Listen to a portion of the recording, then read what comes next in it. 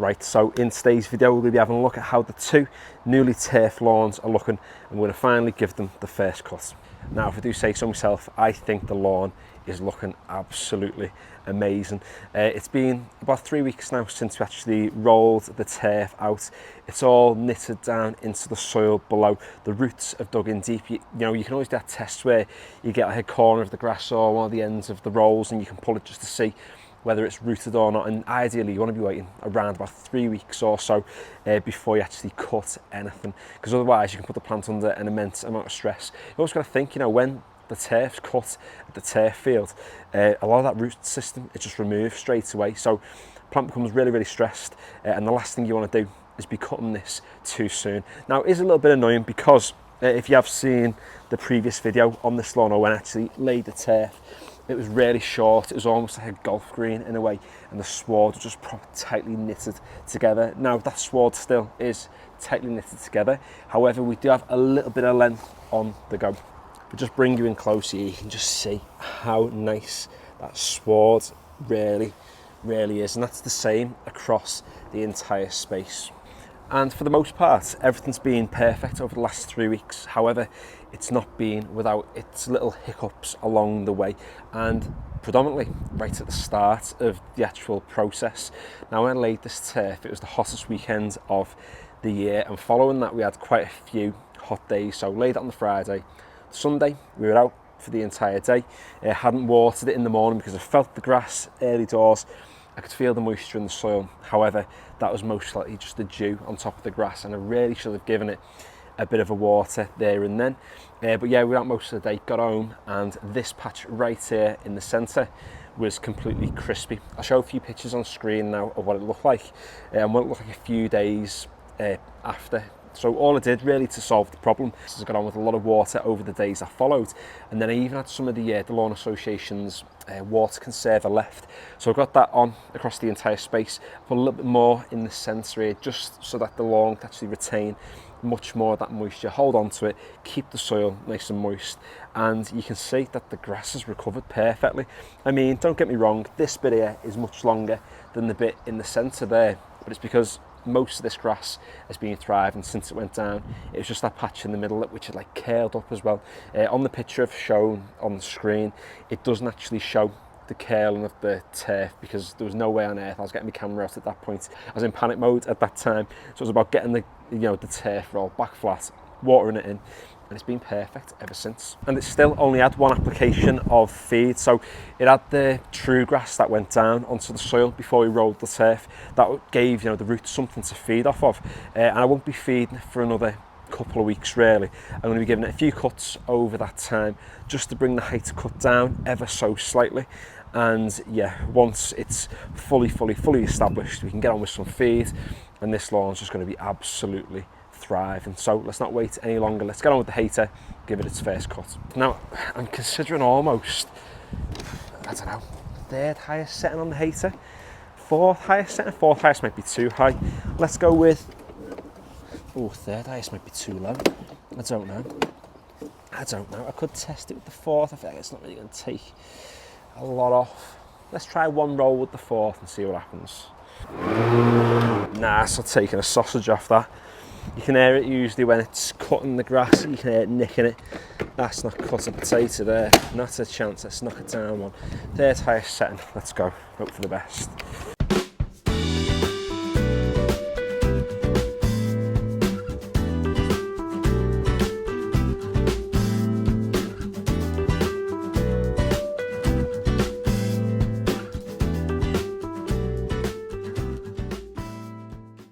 Now, I'm not being funny, but even walking along it, it feels like an actual carpet. It's ridiculous. And I'll be honest with you, the stripes really don't do the lawn justice. In person, I think arguably it looks better than what it does on camera. I mean, look at the state of that stripe there. You can tell I was very tentative going around with the mower. Maybe you could have done with a once around the outside just to give it a nice sharp border possibly, but I'm going to live with that for now. You can see as well from the grass box, looks like it's taken a fair bit off, but there was some longer grass knocking about at the top, because you got to remember this is a bent fescue lawn, so I imagine it's more the fescue stuff that was sticking up as opposed to the bent. And realistically you should be trimming before you cut, but you know, nature of the beast, I always say no one's going to die. I might go round and actually edge this again with the mower.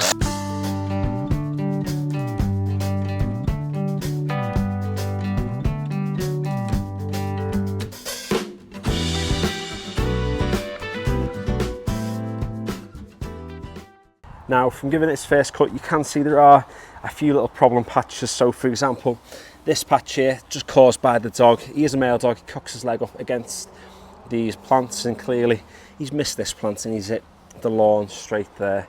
And again, same kettle of fish around this side. But you can see he's had a wee. Obviously tried to get against this plant. Now, this stuff here, I don't think that's from the dog's wee. I think this is from when he used the Roundup on the old lawn to kill it off. But you can see his wee's definitely done a job on this side of the space here, and yeah, it's doing absolutely amazing.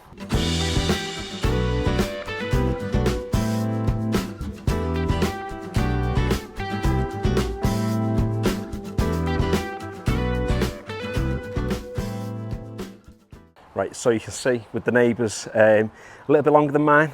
By a little bit longer I mean probably twice the actual length. Maybe in hindsight I shouldn't have left it this long, but I just wanted to make sure the roots had actually bedded in. But I think from the length of the grass, they absolutely have. So maybe with this one, possibly it could have done with a cut last week. But hey ho, we live and learn. It is what it is.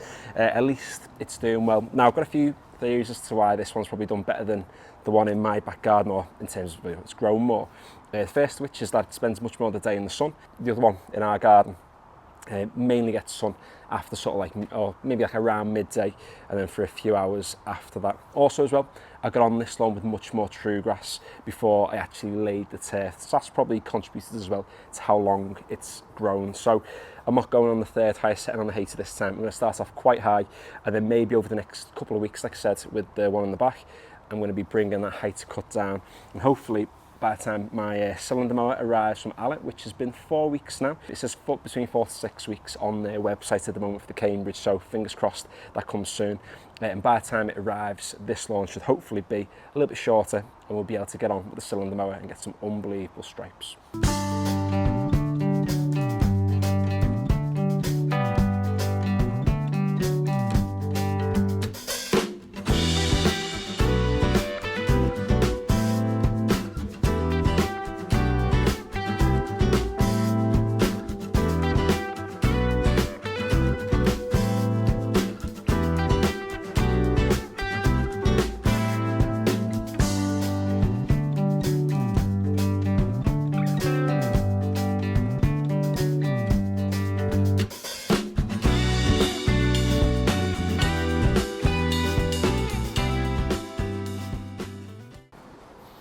Now, some of you might know that you can actually buy rolls of turf from, like, you know, outside likes of Home Bargains, but I'm telling you now, if you get that sort of turf, it's not going to look half as good as what this does. Now, what I'm going to do is I'm going to go around, trim the edge, and then I'm going to do a second pass, just bring the height to cut down a little bit lower, because it is still a little bit like Jungle Book.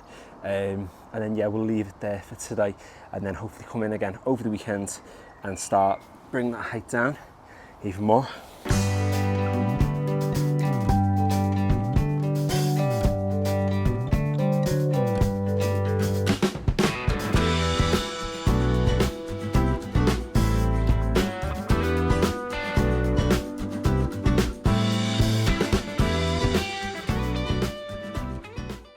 A couple of people had commented on the video from this lawn, and also when I turfed my own, to say that rolling turf was cheating. I mean, if the lawn's going to look this good and that's considered cheating, then yeah, I'm happy to cheat if that's the case. It just looks absolutely incredible. I just want to say one other thing as well about this lawn. You can see that's striped up much nicer than mine. It's just to do with the angle of the sun at the moment. The angle of the sun is right behind me as I'm speaking, so it just makes the stripes pop just that little bit more. So there we go, the lawn's had its first cut. Now, if you are after getting yourself some turf like this, it is available through the Lawn Association. It is Tillers Turf, but if you head over to the Lawn Association website, you'll be able to drop them an email on there to get yourself a personalised quote for your lawn. And yeah, again, thanks for Tillers Turf and Lawn Association for being able to get this turf to us. It's absolutely incredible. Now, I do want to wrap up by just addressing a couple of little things that a few people had mentioned in the comments of the video when I actually laid this turf. Could have been this one or the neighbours, I can't remember. Someone did comment to say, you know, that this isn't really proper gardening, that I should have really, you know, sown this lawn from seed.